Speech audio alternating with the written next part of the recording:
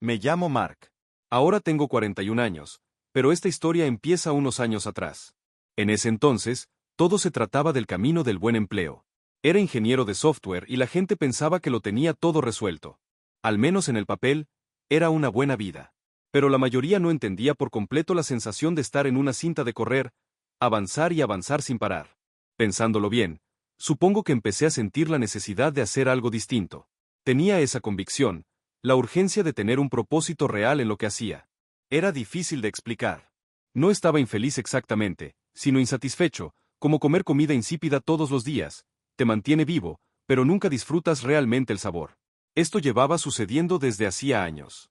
El problema era que mi exesposa, Sara, sí disfrutaba el estilo de vida que teníamos. De hecho, no era un mal estilo de vida, era muy cómodo. Pero yo necesitaba algo diferente. Tenía 35 años y ella 33 cuando decidí dar el salto y dejar mi bien remunerado trabajo. Todo comenzó con conversaciones tranquilas, o al menos lo intenté. Le mencioné a Sara, mi esposa en ese momento, la idea de una aplicación que quería desarrollar. Pensaba que realmente podría ayudar a la gente, marcar una diferencia. Ella escuchaba, pero veía la duda en sus ojos. Casi podía oír las preguntas antes de que las hiciera. ¿Y qué pasará con nuestro estilo de vida, Mark? ¿Y si no funciona? ¿Estás seguro de querer renunciar a esta seguridad?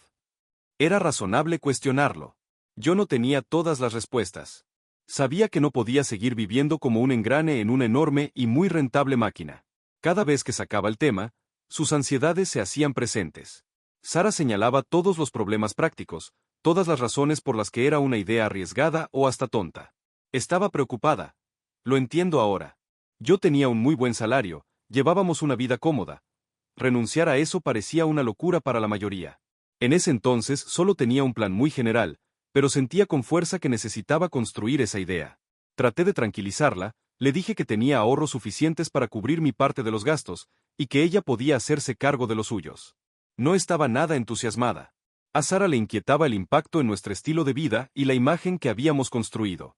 Pertenecíamos a un club campestre exclusivo, socializábamos con gente influyente y ella compraba ropa y accesorios de las mejores marcas. Quedaba claro que no podríamos mantener ese tipo de vida sin mi ingreso estable. Lo curioso es que yo nunca estuve apegado a ese estilo. Incluso con un buen salario, antes de conocer a Sara vivía con sencillez y estaba dispuesto a dejar atrás los lujos por perseguir mi verdadera ambición. Pero ella no quería ningún tipo de compromiso. Una vez, al principio, incluso sugerí vender algunos de sus bolsos de diseñador para ayudar a financiar la startup. Me miró como si hubiera propuesto vivir en una caja de cartón. Esas son inversiones, Mark dijo con voz tensa. Valen más ahora que cuando las compré. Tenía razón, supongo.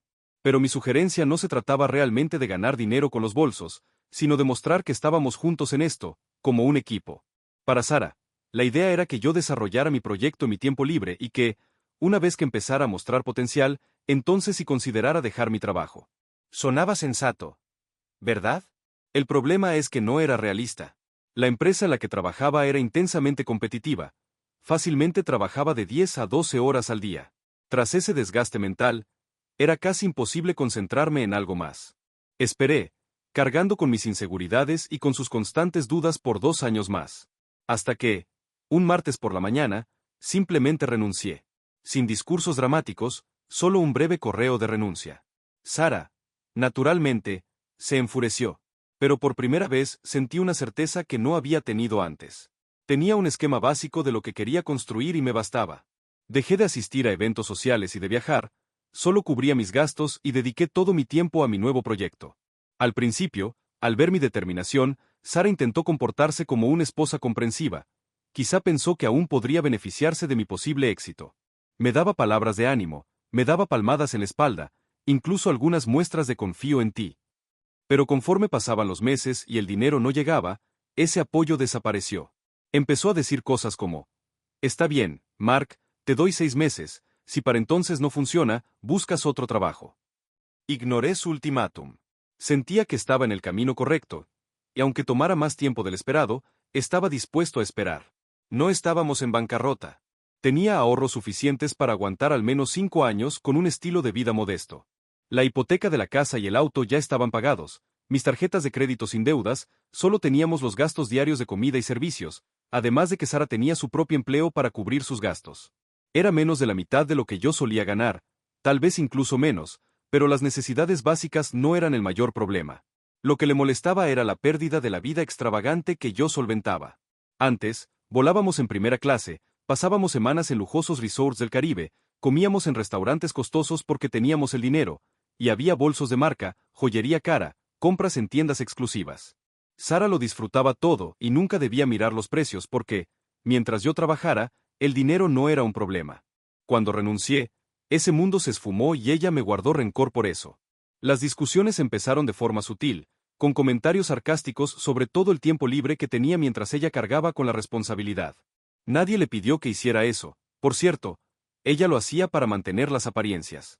Le propuse cancelar nuestras suscripciones a clubes y hoteles, pero las renovaba de todos modos.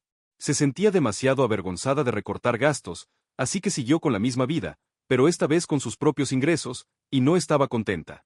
Empezó a lanzarme indirectas sobre cómo era la única con un trabajo de verdad ahora. Luego la frustración creció, el resentimiento aumentó. Un viernes por la noche, quiso que fuera con ella a un evento social que no tenía importancia alguna. Me negué.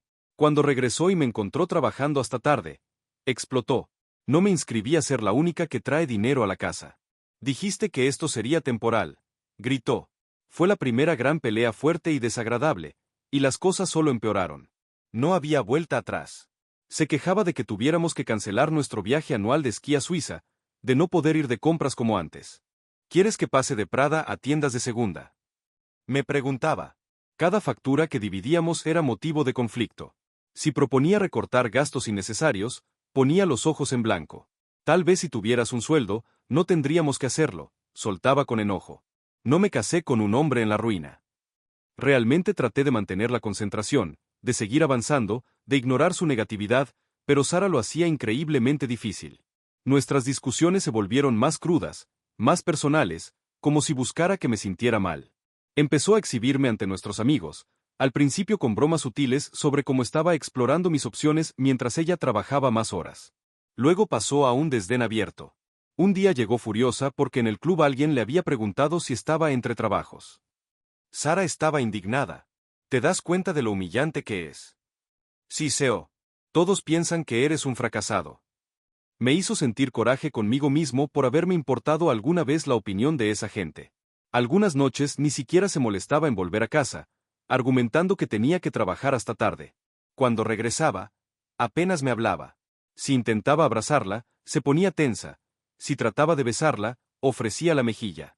Una noche, después de otra de sus supuestas noches largas en la oficina, intenté hablar con ella. Le pregunté con suavidad si todo estaba bien, que la notaba distante. Se encogió de hombros. Estoy cansada, Mark. Es lo que pasa cuando eres la única que trabaja. Yo también estoy trabajando, respondí con voz un poco alzada. Que no reciba un sueldo no significa que no trabaje. Ah, claro, dijo con sarcasmo. Trabajando en tu sueño. ¿Cómo va ese sueño pagando las cuentas, Mark? Lo hará, insistí. Solo hace falta tiempo. Tiempo, se burló. Es lo único que te sobra últimamente. Se fue, dejándome ahí, sintiéndome muy pequeño. Empecé a darme cuenta de que ella no estaba dispuesta a apoyarme en este periodo tan difícil, que tendría que afrontarlo solo. Pero estaba preparado para sacrificar lo necesario por mis metas. La víspera de Año Nuevo fue el punto de quiebre. Nos invitaron a una gran fiesta costosa y yo tenía una reunión con un posible inversionista la semana siguiente, así que tenía mucho trabajo pendiente. Le propuse ir a una fiesta más pequeña en casa de unos amigos, que sería más barata y menos demandante de tiempo. Pero Sara no aceptó ningún compromiso, declaró que iría a la gran fiesta conmigo o sin mí. Le dije que fuera. Esa conversación sucedió antes de Navidad y terminamos sin hablarnos, ni siquiera el día de Navidad.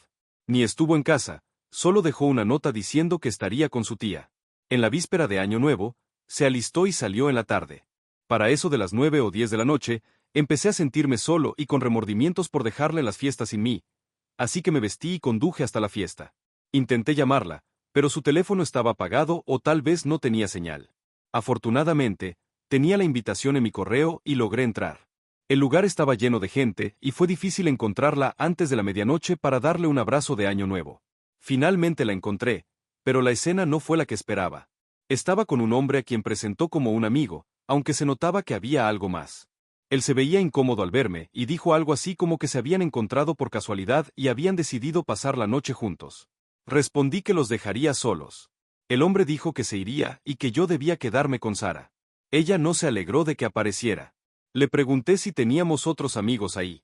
Dijo que no había nadie más conocido. Así que dejó plantados a nuestros amigos y familiares para pasar la víspera de Año Nuevo a solas con él. No era tan ingenuo como para pensar que fue una coincidencia. A medianoche, el tipo reapareció para desearle un feliz Año Nuevo, y la forma en que ella colocó su mano en su brazo un segundo de más lo decía todo. Era un empresario adinerado que claramente tenía todo lo que a mí me faltaba en ese momento. Cuando volvimos a casa, la confronté enseguida. Ni siquiera lo negó. Me soltó. ¿Y sí? Tengo derecho a tomar mis propias decisiones, igual que tú. Llevaba meses con ese hombre y esperaba el momento de decírmelo. Eso dolió más que nada. Ni siquiera me sentía enojado, solo vacío. Durante mucho tiempo le di el beneficio de la duda, pensando que solo estaba estresada y que quizá todo mejoraría cuando mi negocio despegara.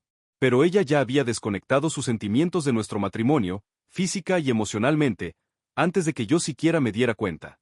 Le dije, tienes razón, puedes elegir. Y ya elegiste. Dejemos de fingir y terminemos. Ella se ofendió porque yo lo dije primero. Tú no decides eso, seré yo quien te deje a ti. Continuó diciendo que ese sujeto era mucho más exitoso y estable de lo que yo jamás sería y que ella merecía algo mejor. No recuerdo sus palabras exactas, pero básicamente decía que no quería ser infiel, pero que mis decisiones la habían obligado a buscar un compañero más próspero, porque no merecía un hombre con problemas e indeciso. Se quedó conmigo mientras proveí todo, y ahora que no podía, tenía derecho a buscar a alguien mejor. Solicité el divorcio y ella lo aceptó sin titubear. Se mudó en una semana, sin lágrimas ni negociación, solo una calma y rapidez por irse con el hombre adecuado, con más dinero y éxito. Fue muy doloroso que me abandonara en mi peor momento, pero después de una semana de sufrimiento inicial, sentí alivio. Cortar ese lazo por completo fue 1000 veces mejor que vivir con el roto día tras día. Me sumergí en mi trabajo, totalmente enfocado. 6 años después, mi negocio va bien. Tengo todo lo que alguna vez quise, una compañía que construí yo mismo, no es gigantesca, pero es mía, una vida nueva, una relación nueva, todavía no estamos casados, pero podría suceder, quién sabe. Entonces, la semana pasada, Sara me mandó un mensaje inesperado. Hola, ¿cómo estás? Como si nada hubiera pasado. No respondí. Luego más mensajes. Los ignoré. Hoy me envió uno muy largo diciendo, básicamente, que soy un desagradecido, que le debo respeto por todo lo que hizo por mí ese año que estuve sin trabajo. Enumeró cada favor que me hizo, cada cosa en la que me ayudó y ahora espera reconocimiento. Exigía que la respetara como mi exesposa, como si tuviera alguna obligación de contestarle. Creí haber superado esto, de verdad. Pero cuando leí esas palabras sentí rabia. Nunca me importó demostrar mi éxito para ella, no me interesaba. Sin embargo, después de ese texto exigiendo, sí me dieron ganas de restregárselo en la cara. Especialmente sus propias palabras cuando me dejó. Le conté a mi novia, y ella dijo algo que me dejó pensando. Si esto aún te afecta, quizá no lo haya superado por completo. Eso me hizo cuestionarme. ¿Realmente lo superé? ¿O debería ser indiferente a lo que Sara diga o haga? Porque ahora mismo no soy indiferente. Siento coraje. No le contesté, ni pienso hacerlo. Solo quería compartirlo y saber si alguien más ha pasado por algo parecido. Primera actualización. No le contesté los mensajes a Sara. No tenía razón para hacerlo. Era solo un fantasma de mi pasado. Pero al parecer mi silencio no le bastó. Tras una semana de textos y correos extensos, un día me llamó mi recepcionista. Hay una mujer llamada Sara aquí para verte, no tiene cita y dice que no la necesita. Aún era la misma persona arrogante y engreída, presentándose de pronto en mi oficina pensando que yo la recibiría con los brazos abiertos. Le dije a mi recepcionista que le dijera que no me encontraba. No tenía interés en escuchar la historia triste que fuera a contar. Sabía que era triste porque, si realmente estuviera viviendo la vida perfecta por la que me dejó, no habría venido a buscarme. Ella se fue al escuchar el mensaje. Al día siguiente regresó. Di instrucciones de que, si aparecía de nuevo, dijeran que estaba fuera por un viaje de negocios, sin fecha próxima de regreso. Lo hicieron y Sara se retiró otra vez. Creí que ahí terminaba todo, pero 10 días después volvió a presentarse, esta vez antes de que llegara el resto del personal. Al entrar, la vi en la sala de espera. Pasé junto a ella como si fuera invisible. Trató de seguirme, pero la detuvo la recepción. Les dijo que no se iría sin hablar conmigo, aunque tuviera que esperar todo el día. Les dije a los de seguridad que la dejaran ahí, que se cansaría. Seguía con esa actitud altiva, esa certeza de que podía controlar la situación.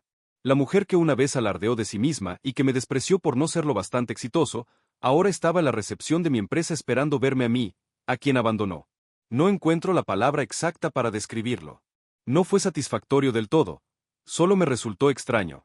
Pensé que se cansaría de esperar, pero no se movió de su lugar. Mi recepcionista, una chica amable, se notaba cada vez más incómoda. Vino a mi oficina y dijo: «La señorita Sara está muy alterada», me dijo, más bien gritó, «que es tu esposa». Solté una risa corta. «No, Amy. No es mi esposa», respondí.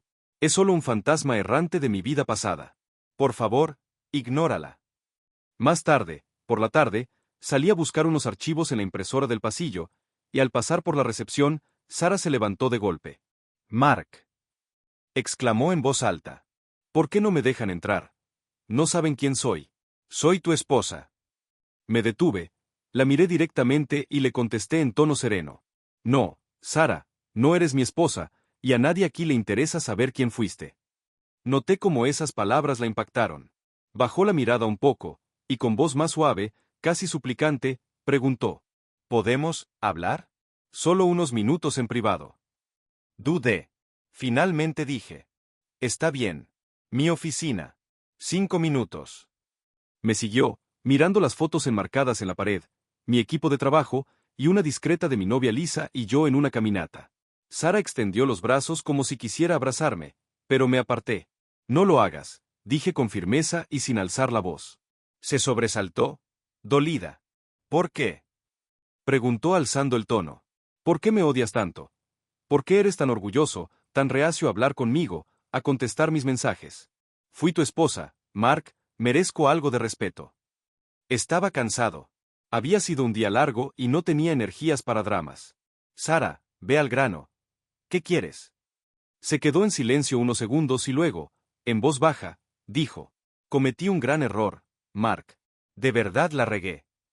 «Eso es obvio», respondí sin expresión. «Por eso estás aquí, ¿no? Apuesto a que ese hombre más exitoso no resultó tan exitoso». Entonces comenzó a llorar, al principio despacio, luego con sollozos más intensos. Me contó toda la historia, tan predecible, de cómo Richard, el hombre por el que me dejó, era un niño rico mimado que vivía del dinero de su padre.